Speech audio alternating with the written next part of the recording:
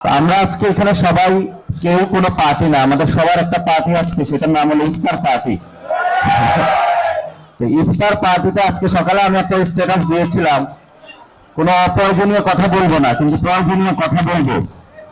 চাঁদপুরের বিষয়ে আগে কিছু প্রয়োজনীয় কথা বলি। আমাদের চাঁদপুর এটা কিন্তু নদীর কোল ঘেঁষে গড়ে ওঠা, ফলত আমাদের নদী রক্ষা করতে হবে। যদি নদী থাকে তাহলে খাল থাকবে, নদী না থাকলে খাল থাকবে না। এই জন্য খাল যেমন আমাদেরকে খনন করতে হবে, সাথে সাথে আমাদেরকে নদীগুলো রক্ষা করতে হবে। আমাদের যে তিস্তা নদী শুকিয়ে গিয়েছে, পদ্মা, মেঘনা, যমুনা, খুবই ভয়াবহ অবস্থা। এই নদীগুলোকে যদি আমরা রক্ষা করতে না পারি, তাহলে আমরা যারা নদীর পাশে, এমন চাঁদপুর থেকে শরীয়তপুর, মাদারীপুর এইসব জেলাগুলো রয়েছি, আমরা তো খুব বিপদে পড়ে যাব। তো নদী থেকে যখন বালু উত্তোলন করা হয় অপরিকল্পিত ভাবে, তখন মানুষের যে ঘর বাড়িগুলো আছে এগুলো নদীতে ভেঙে পড়ে। তখন মানুষগুলো সেখানে হলো বিভিন্ন জায়গায় আশ্রয় গ্রহণ করে। এই জন্য আমরা আশা করব চাঁদপুরে যারা সবাই সভ্য ভদ্রলোক আছেন, রাজনৈতিক দলের হোক, সিভিল সোসাইটি হোক, কেউ আমরা নদী থেকে অবৈধ বালু উত্তোলনকে আর সাপোর্ট করবো না ইনশাআল্লাহ।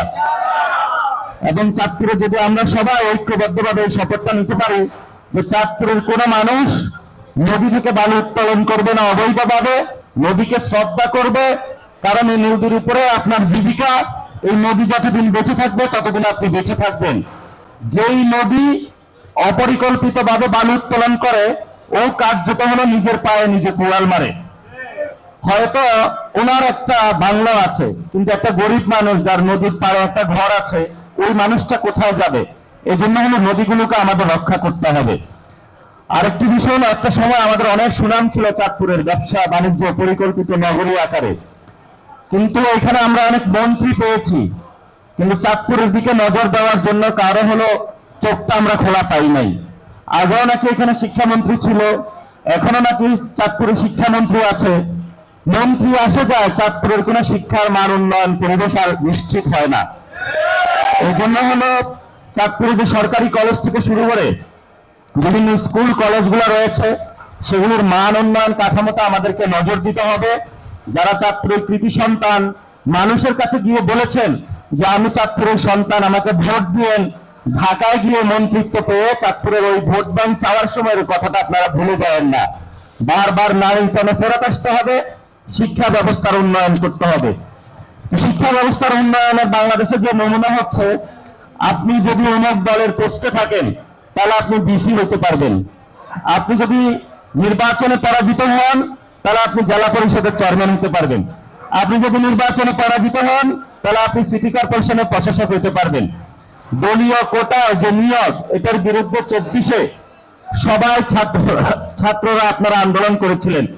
সেখানে আপনারা বলেছিলেন যে আমরা কোটা না মেধা, কিন্তু এখন বাংলাদেশের সর্ব জায়গায় কোটাতে নিয়োগ হচ্ছে। কোটাতে কারা নিয়োগ হচ্ছে জানেন? বাংলাদেশ ব্যাংকে নিয়োগ হয়েছে, এবং বিভিন্ন গভর্নমেন্ট নিয়োগ হয়েছে সোয়েটার ব্যবসায়ী, এবং তিনি হলো একজন ঋণ খেলাপি। তো যেই হলো ভক্ষক, তাকে দিচ্ছে রক্ষকের দায়িত্ব। শেখ মুজিবের পরে বাংলাদেশে রক্ষী বাহিনী গঠন করা হয়েছিল, যারা কম্বল থেকে সবকিছু চুরি করেছিল, ব্যাংক লোপাট করেছিল কামালের নেতৃত্বে। আর বাংলাদেশে এখন তৈরি হচ্ছে ভক্ষক বাহিনী। তারা নদীও বক্ষণ করে, তারপরে খালও বক্ষণ করে, মানুষের ব্যবসা প্রতিষ্ঠানও বক্ষণ করে, যেটার বিরুদ্ধে আমরা দাঁড়িয়েছিলাম, বলেছিলাম বাংলাদেশের চাঁদাবাজি সন্ত্রাসী দুর্নীতি আর চলবে না।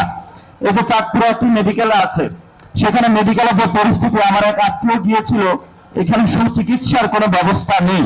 তো চাঁদপুরবাসীর যে অবস্থা, শিক্ষা ঠিক নাই, চিকিৎসা ঠিক নাই, নদীগুলি ঠিক নাই, যারা ব্যবসা প্রতিষ্ঠানে আছেন তারা নিরাপদে ব্যবসা করতে পারছেন না। তাহলে নিরাপদ যদি নগরী না হয় তাহলে আমরা বসবাসটা করবো কিভাবে? আমরা মনে করি যারা আছেন, আপনি যেই পার্টি হন না কেন, এগুলো যদি আমরা নিশ্চিত করতে পারি, তাহলে আসলে আমরা সুন্দর একটা চাঁদপুর গঠন করতে পারবো।